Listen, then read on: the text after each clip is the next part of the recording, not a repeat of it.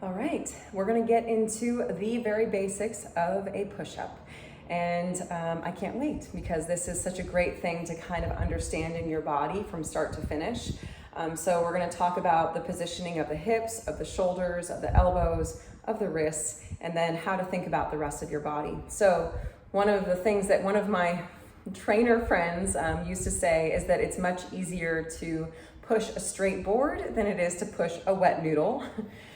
Which is kind of weird to think about, but it's true. So when we are setting our body up for success with our push-ups, we want to make sure that we are engaging everything as much as possible so that we really are pushing this straight, engaged board, which just makes it pushing all that much easier.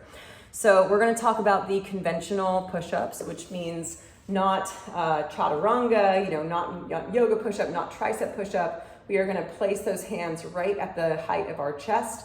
And the reason why this is happening is that we really want to maximize the engagement of our lats because the lats are what are creating a platform to push from.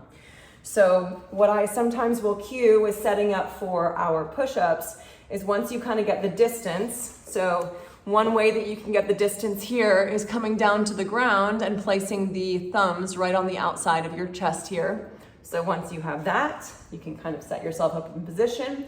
And then thinking about screwing those shoulder blades in so that the biceps face forward. When you're in that setting and you have that set up, then you can start moving through the rest of your body. But something else here on the top of the body is we want to make sure that our shoulder blades stay separate almost the entire time.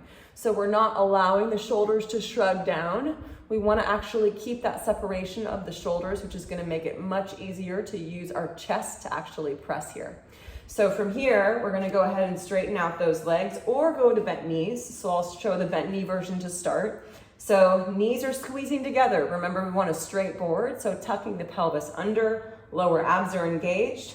So from here, I'm gonna bend those elbows down towards my rib cage and then exhale, pressing all the way up, thinking about pushing the floor away from me. And with this, I really wanna think about keeping the shoulder blades separate the whole time and keeping my chest kind of open towards this front wall. So I'm gonna inhale down, shoulder blades stay separate, exhale, pushing all the way straight. So if I go to straight legs, again, squeezing my legs together, tucking my pelvis under slightly, squeezing my heels even, which kind of helps to rotate my hips inside of the socket, fully activating my glutes and abs. And then from here, same thing. So inhaling down, exhale, pushing away, trying to really push that floor away from me, further activating the lats and keeping the shoulder blades separate. So inhaling down, exhale, pushing all the way back up. So again, it's as important to set up your shoulders and your head and your neck in alignment as it is to squeeze the lower part of your body so that it's easier to press from. But definitely keeping the shoulder blades separate is going to help so much to have a base of power to push from. If your shoulder blades are really mobile and they're moving around, you don't have a solid base and it's much harder to push. So hope this was helpful, and this is our basic push-up demo.